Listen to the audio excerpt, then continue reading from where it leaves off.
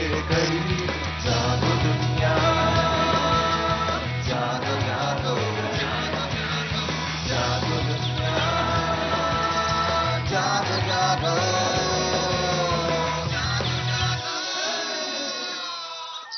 बिस्मिल्लाहिर्रहमानिर्रहीम, अस्सलाम वालेकुम। ख़वातीन व हज़रात, मैं हूं फारूक हसन और आप देख रहे हैं जागो दुनिया कराची स्टूडियो से लाइव। हमारे साथ मौजूद हैं शकील दहलवी साहब, डायरेक्टर पब्लिक रिलेशंस हैं, डायरेक्टर पर्सनल हैं और ट्रस्टी हैं Alamgir welfare trust international. Alamgir welfare trust international अक्सर आपने किसी न किसी हवाले से अखबारात में या वैसे इसका नाम ज़रूर सुना होगा, लेकिन ये एक्चुअली क्या काम करता है आज शकील साहब से हम जानेंगे। अस्सलाम वालेकुम सर। अस्सलाम वालेकुम। बहुत शुक्रिया आप यहाँ पर तशरीफ़ लाए।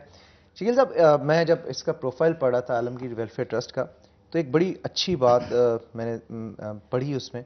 इन्होंने काम जब शुरू किया तो जितने भी शादी घर, मैरिज हॉल्स हैं या फिर होटल्स हैं जहाँ पे बेतहाशा खाना और लेविश खाना जो है वो अक्सर बच जाता है, वो ज़ाया हो जाता है।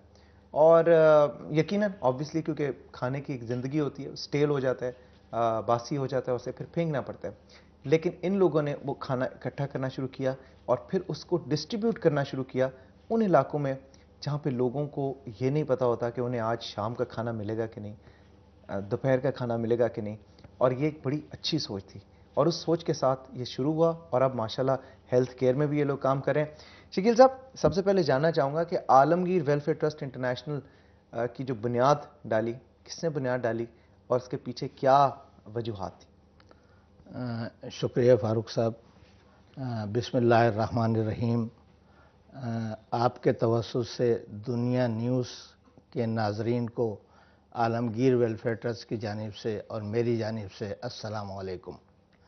फारूक साहब, जैसे आपने बताया, तारुफ में आपने डिटेल बताई, यकीनन ये उस शख्स का कारनामा है जो आज इस दुनिया में मौजूद नहीं है, जो तन्हा इस काम को लेके चला और उसने अकेला इस बेड़े को उठाया और उसने शादी हालों से खाना इकट्ठा करके रात को अंधेरे में साफ़ करके पैकिंग करके सुबह अब से 10 से 12 साल पहले उन गरीब आबादियों में तकसीम किया जहां भूख और अफलास का राज था। सही।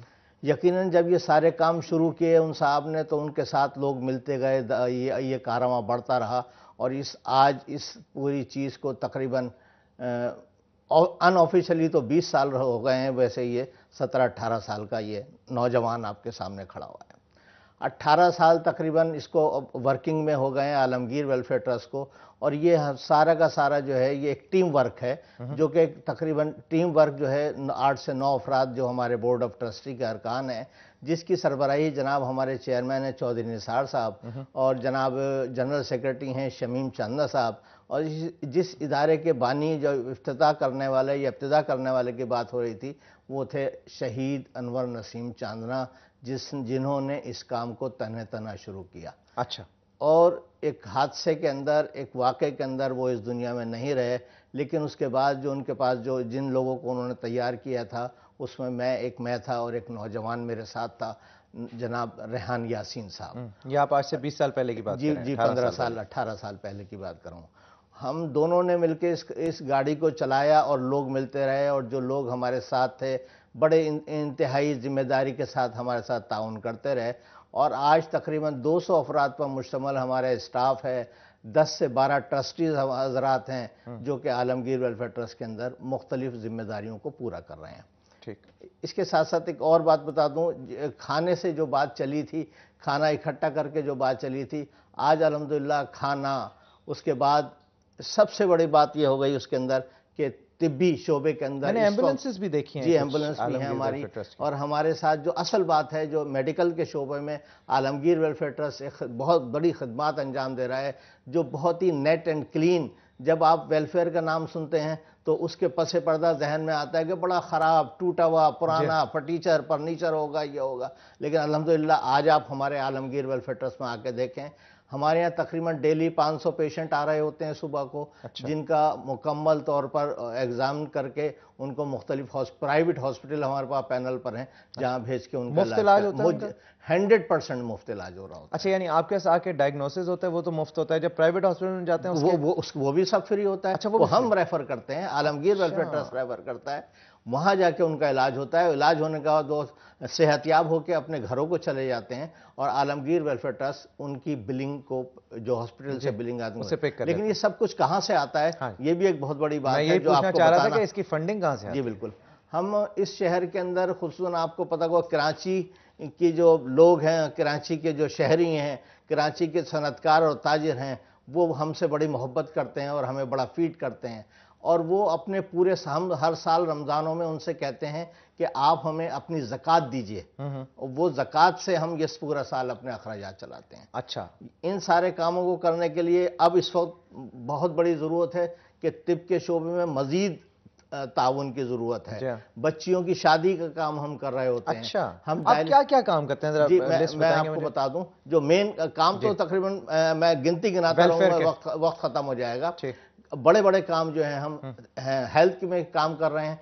हमारे 15 से अस्पताल हैं और अपना हॉस्पिटल है। आलमगीर वेलफेयर ट्रस्ट इस वक्त एजुकेशन में भी बहुत बड़े पैमाने पे काम कर रहा है। ठीक। इसके साथ साथ हम काम कर रहे हैं अपने जो मुल्क में हंगामी हालात आते हैं, क्राइसिस, सैलाब फ्लडरेशन, सैलाब, ठीक, ठीक। जलजला, इसके अंदर इस वक्त हमारी पूरी टीम में तकरीबन 2-3 महीने से काम कर रहे हैं। अच्छा शकील साहब, ये पूछना चाहूँगा कि आपने बच्चों की शादियों की बात की, तालीम के हवाले से आपने बात की, तो ये जो लोग हैं, इनको कैसे आप आइडेंटिफाई करते हैं? क्योंकि ऑब्वियसली बहुत से लोग आते होंगे आपके पास, उनमें से आई एज्यूम के अक्सर जेन्युइन होते होंगे, लेकिन कुछ नॉन जेन्युइन लोग भी होते होंगे जो सिर्फ फ़ायदा उठाने के लिए आए थे। आप कैसे डिफ्रेंशिएट करते हैं? जी फारूक साहब, बड़ा अच्छा आपने सवाल किया। एक तो आप ये देख लीजिए कि ये 3-4 काम जो मैं बरह रास्त इलाज के काम के अलावा बच्चियों की शादी, एजुकेशन और जो छोटे मोटे काम हैं उनको बरह रास्त मैं लुक आफ्टर करता हूँ। अच्छा। सबसे बड़ी बात यह है कि उनको आप मेरा तजर्बा देख लीजिए, मेरी उम्र देख लीजिए, तो मैं इस चीज़ को सबसे पहले उस शख्स से मुलाकात करता हूँ, उस नीडी से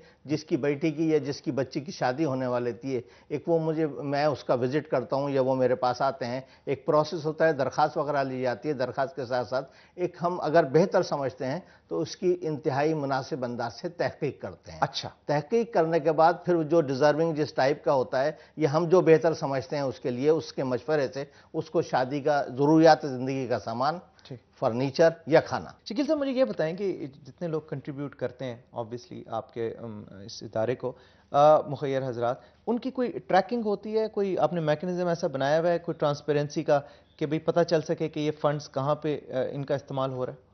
जी बिल्कुल फारूक साहब, हम हर साल अपनी कारकर्दगी के बारे में एक रिपोर्ट शाये करते हैं। अच्छा। जिसमें हम ये बताते हैं कि हमने अब तक कहाँ से हमें फंडिंग हुई, ठीक, उससे हमने क्या क्या सर्विसेज प्रोवाइड की, ठीक है, उस पर कितने कितने अखराजात हुए, ठीक, और फिर हम ये भी कहते हैं कि अब हम अगले साल अपने उन प्रोग्रामों को डेवलप करना चाहते हैं, अपनी सर्विसेज को बढ़ाना चाहते हैं, ठीक, और हमें इन बढ़ाने के लिए कितनी रकम की जरूरत है, कितने ताउन की जरूरत है। अकाउंट्स ऑडिटेड होते हैं? बिल्कुल 100%। और आपकी एडमिनिस्ट्रेटिव कॉस्ट बिल्कुल कितनी है? जी, एडमिनिस्ट्रेटिव कॉस्ट कितनी है? देखिए जी, हमारी एडमिनिस्ट्रेटिव कॉस्ट जो है वो शायद इस वक्त मेरे पास फिगर नहीं है, जो फाइनेंस के पास होती है, लेकिन मैं ये बता दूं कि ये जो अखराजात होते हैं हमारे एडमिनिस्ट्रेटिव अखराजात, वो आप अगर हमारी रसीद पर देखेंगे, वो उस पर लिखा हुआ है कि ज़कात से क्योंकि ये अखराजात नहीं हो सकते।